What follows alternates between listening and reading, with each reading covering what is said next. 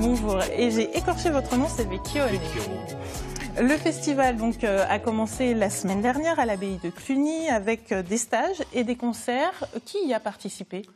Alors, le concert de la semaine dernière était réservé aux étudiants et aux jeunes quartettistes qui venaient de Chili, de Canada, de France. Et donc, c'est une semaine de stage qu'on organise toujours en amont du festival. Et en fait, les concerts, à proprement parler, commencent aujourd'hui. Oui, il commence ce soir avec un concert particulier en Saône-et-Loire. Tout à fait, puisque nous allons jouer avec un immense chanteur, un immense ténor, et nous allons jouer en plus un répertoire qui n'est pas du tout un répertoire de quatuor à cordes. C'est-à-dire nous allons jouer du rameau, le Dijonnais rameau.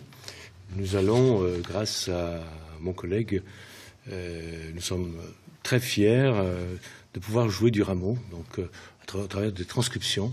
Nous allons jouer des extraits d'opéra et d'autres pièces instrumentales. Et en deuxième partie, nous allons jouer une autre œuvre d'un grandissime compositeur français, Berlioz, qui n'a jamais écrit de quatuor à cordes. Et c'est à nouveau une transcription des Nuits d'été. En fait, vous dites que c'est particulier parce que ces partitions n'ont jamais été écrites pour des cordes, c'est ça? Voilà, c'est un peu le but qu'on s'est fixé dans notre festival, c'est toujours de proposer une programmation intéressante, originale et cohérente. Donc. Le festival d'ailleurs est itinérant.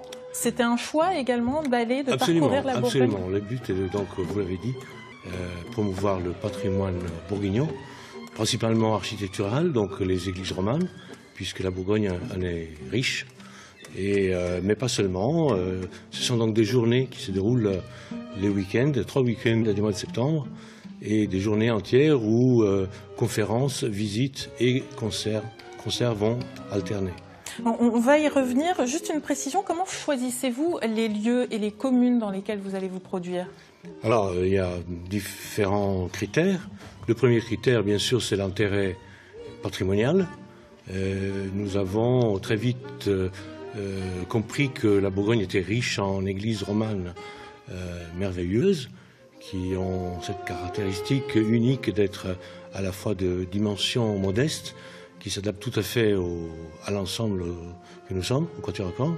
L'acoustique est en général magnifique, idéale, et donc il y a un lien entre l'intimité des lieux et l'intimité de l'art qu'on pratique. Et vous le disiez tout à l'heure, donc il y a des concerts, mais il y a également des visites guidées. Les visites se font-elles en musique ou pas forcément? Non, non. Donc, différent. Ce sont des journées, je vous ai dit, qui alternent visite de l'église, bien sûr.